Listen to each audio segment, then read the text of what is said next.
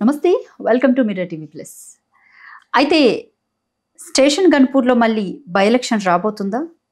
ఇటు సిచ్యువేషన్స్ చూస్తుంటే అవును అని అనిపిస్తుంది. ఇట్లేదన్నా త్వరలో కడియం శ్రీహరి రాజీనామా చేయబోతున్నారా ఎమ్మెల్యే పదవికి?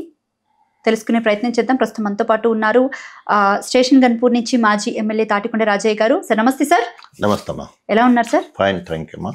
రైట్, బై ఎలక్షన్ వస్తుందని అనుకుంటున్నారా మీరు అసలు? అంటే తప్పకుండా రాజ్యాంగం మీద గౌరవం ఉంటే, ప్రజాస్వామ్యం మీద గౌరవం ఉంటే, ఏమంటారు మోరల్ వాల్యూస్ కనుక ఉండేది ఉంటే తప్పకుండా వాళ్ళు రాజీనామా చేయాలి.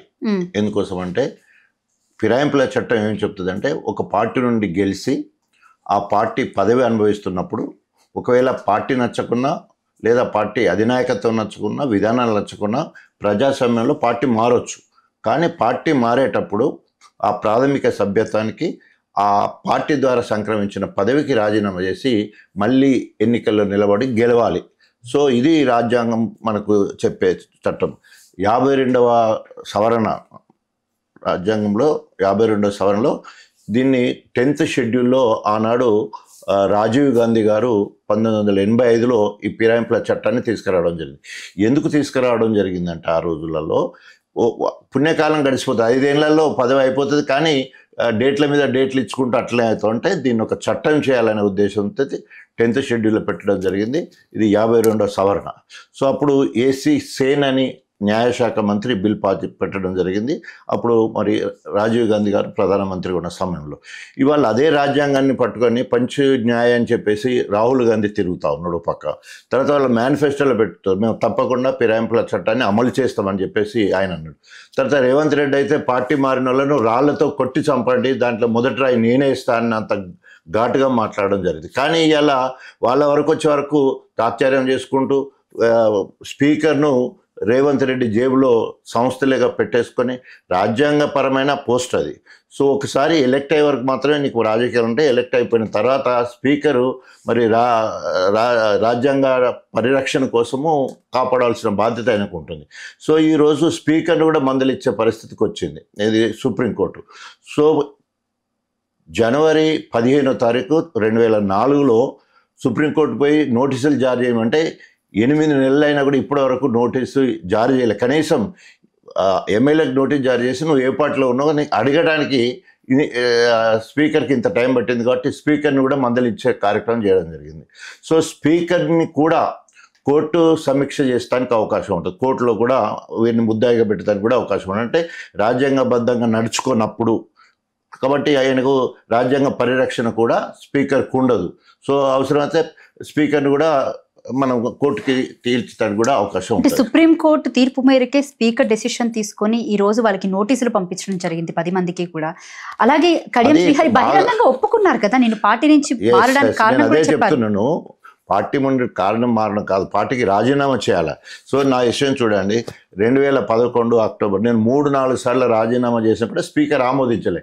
5వసారి నేను నా పదవికి రాజీనామా చేసి ఫార్మెట్లో ఇచ్చి ఆమోదింప చేసుకోవడం జరిగింది. నేను అప్పుడు ఒక అధికార కాంగ్రెస్ పార్టీకి రాజీనామా చేసి ఒక ఉద్యమ పార్టీలకు పోవడం జరిగింది.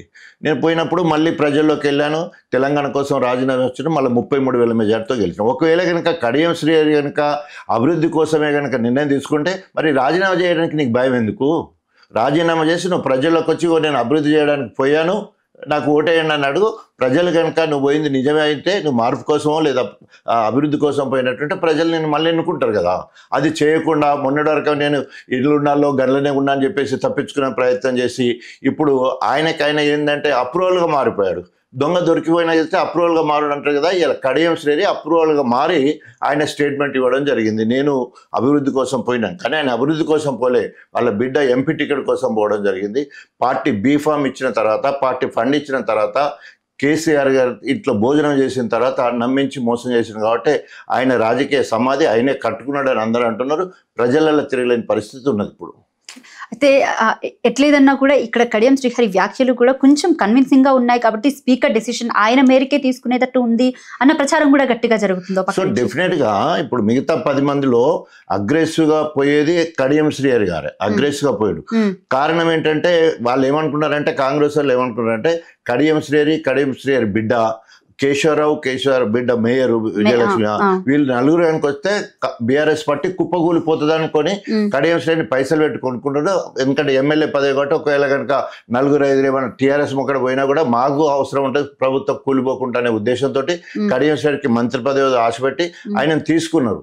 సో బిడ్డకు కూడా మళ్ళీ పోయినాక బిడ్డకు కూడా ఎంపీ టికెట్ కూడా ఇవ్వడం జరిగింది.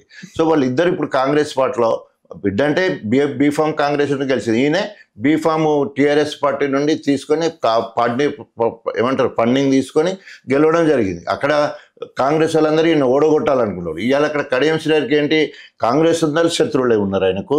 బీఆర్ఎస్ పార్టీ మా పార్టీని పోయినామని బీఆర్ఎస్ పార్టీ శత్రువులే ఉన్నారు. విత్ ఇన్ ద కాంగ్రెస్ పార్టీలో కొండమురళి లాంటి అధినాయకత్వం కూడా ఈయనకు వ్యతిరేకంగానే ఉన్నాడు.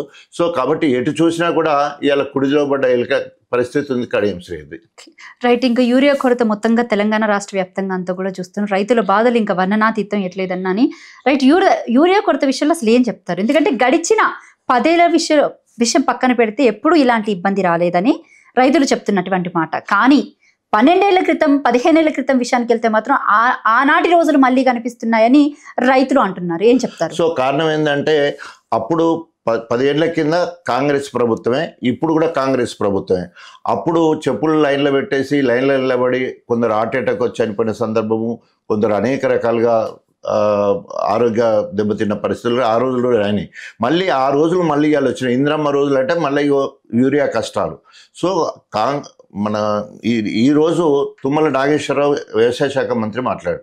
సో 10 సంవత్సరాలు లేని విషయం ఇవాళ ఎందుకు వచ్చింది అంటే బీజేపీ మనకు సప్లై చేయాలి, బీజేపీ సప్లై చేయాలి, వీళ్ళు పంచిపెట్టాలా.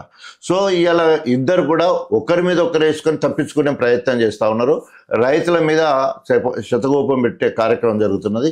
ఇవాళ 4 గంటలకు 5 గంటలకు లేచిపోయి లైన్లో నిలబడే పరిస్థితి, సెల్లు లైన్లో పెట్టే పరిస్థితి, పాస్బుక్ లైన్లో పెట్టే పరిస్థితి, ఆధార్ కార్డు బయట మహిళలు సైతము బార్లు తీసే పరిస్థితి ఆడ కొట్టొచ్చినట్టు కనబడుతూ ఉన్నది. అక్కడికి సద్దులు తెచ్చుకొని తినే పరిస్థితి కనబడుతూ ఉన్నది. 1 ఎకరాకు 1 బస్తు ఇచ్చే లిమిటేషన్ పెట్టిళ్ళు. ఇప్పటి వరకు మనకు దాదాపు 9,80,000 మెట్రిక్ టన్నులు రావాల్సి ఉంటే ఓన్లీ 5,32,000 మెట్రిక్ టన్నులు మాత్రమే రావడం జరిగింది.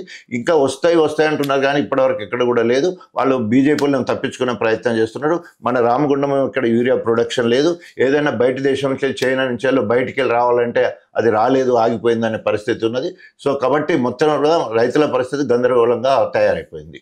రైట్. మరి రైతుల పట్ల బీఆర్ఎస్ పార్టీ ఏ స్టాండ్ తీసుకుంటుంది? సో బీఆర్ఎస్ పార్టీ 100% తెలంగాణ అస్తిత్వం కోసం, తెలంగాణ ఉనికి కోసం, ఆత్మగౌరవం కోసం, తెలంగాణ రైతుల కోసం ఏదైనా కూడా తెలంగాణలో ఉన్న అన్ని కష్టాలు పట్టించుకునేది ఒక బీఆర్ఎస్ పార్టీ మాత్రం. ఎందుకంటే జాతీయ రాజకీయాలు ఇండియా కూటమి, కాంగ్రెస్ పార్టీ, అట్లాగే బీజేపీ మతతత్వ పార్టీ, జాతీయ రాజకీయాలు వాళ్ళ పరిస్థితి.